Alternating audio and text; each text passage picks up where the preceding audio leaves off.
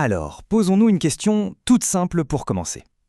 Pourquoi est-ce qu'une intelligence artificielle peut disséquer les pixels d'un chef-d'œuvre à la perfection, mais ne pourra jamais, au grand jamais, le ressentir dans sa chair?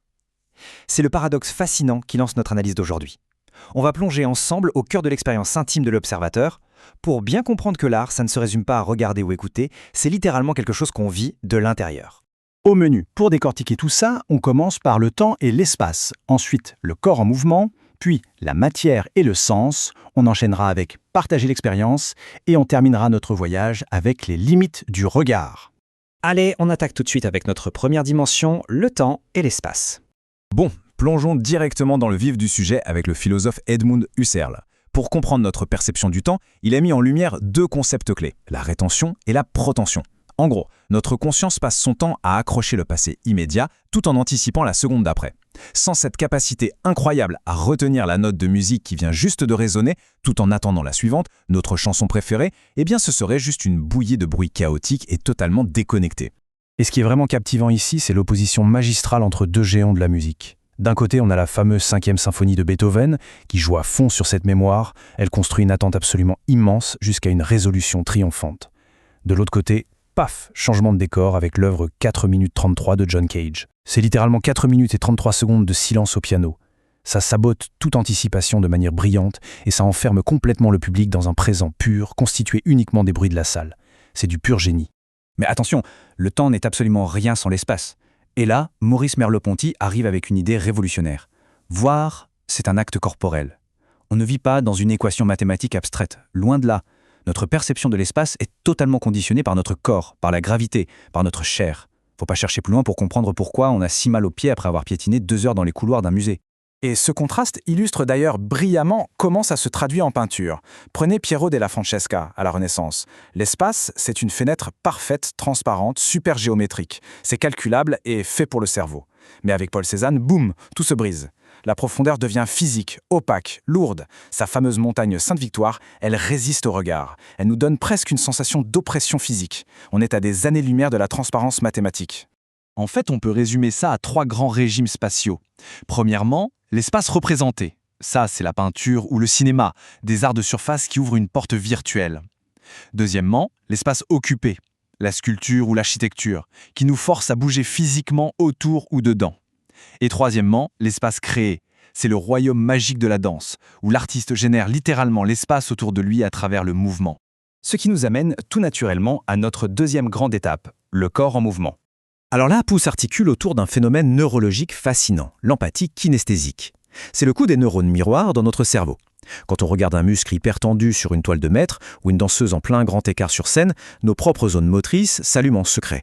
On simule intérieurement la tension, l'effort. C'est une compréhension fulgurante qui se passe directement dans notre propre chair, sans qu'on ait besoin d'y réfléchir. Et cette empathie physique, elle va déclencher des choses diamétralement opposées selon l'heure. Le ballet classique, par exemple, c'est l'illusion d'un corps glorieux. La verticalité est totale, on défie la gravité, et toute la douleur de l'effort est soigneusement cachée. À l'extrême inverse, le Buto japonais nous jette au visage un corps vulnérable et lourd. Ça accepte pleinement la gravité, la décomposition, l'agonie de l'effort. 2 salles, 2 ambiances et des réactions viscérales totalement différentes chez nous. Passons maintenant à la suite, pour voir comment cette logique s'étend au monde matériel, avec notre 3e partie, la matière et le sens. Gaston Bachelard nous parlait de l'imagination matérielle, et c'est passionnant. Regardez la pierre et le marbre de Michel-Ange, c'est une résistance froide, massive. Ça nous plonge dans un temps géologique qui demande à l'artiste une lutte acharnée, irréversible, coup de burin après coup de burin. Et de l'autre côté, on a le bois. Le bois, c'est une matière chaude, vivante. Son grain garde la mémoire de son passé organique, son odeur aussi, et il cède beaucoup plus facilement, presque avec tendresse. Du coup, on classe la matière en 3 grandes familles. La matérialité résistante, comme la sculpture, où le travail est un vrai combat. La matérialité fluide, avec la peinture ou la musique, des éléments super malléables qui se transforment à l'infini. Et enfin, la matérialité absente. Et oui, en littérature ou en danse, la matière physique, comme les pages en papier d'un livre, c'est juste un support temporaire. La vraie œuvre, l'essence même, réside uniquement dans le sens. Et c'est là qu'on élargit notre horizon avec la 4e partie, partager l'expérience. Le point crucial ici, c'est de comprendre ce qui se passe quand on met l'œuvre face au regard des autres. Et là, on assiste à un véritable choc des titans philosophiques. Pour Jean-Paul Sartre, attention, c'est terrifiant. Le regard du public est une force aliénante qui transforme l'artiste en un simple objet soumis au jugement. C'est ce qu'il appelle l'intersubjectivité conflictuelle. Mais pour Merleau-Ponty, c'est tout l'inverse. Le regard partagé crée une reconnaissance mutuelle, un dialogue humain, une vraie résonance émotionnelle. Et c'est dingue parce que ces deux théories totalement opposées ont été prouvées dans la vraie vie par la même artiste, Marina Abramović. Dans sa performance Rythme Zéro, elle s'est offerte passivement au public avec divers outils. Le résultat, exactement ce que disait Sartre. Le public l'a objectifié et ça a très vite tourné à la violence. Mais des décennies plus tard, dans The Artist is Present, un simple regard silencieux partagé avec le public a provoqué des larmes et une connexion d'une puissance inouïe. La preuve absolue de la résonance humaine de Merleau-Ponty. C'est époustouflant de voir la théorie prendre vie comme ça. Nous voilà déjà arrivés à notre 5e et dernière étape, les limites du regard. Bon, soyons honnêtes 2 minutes, ces théories phénoménologiques classiques, elles ont d'énormes angles morts. Déjà, on a un gros biais de recentrisme, parce qu'elles partent du principe que le corps universel est forcément un corps occidental.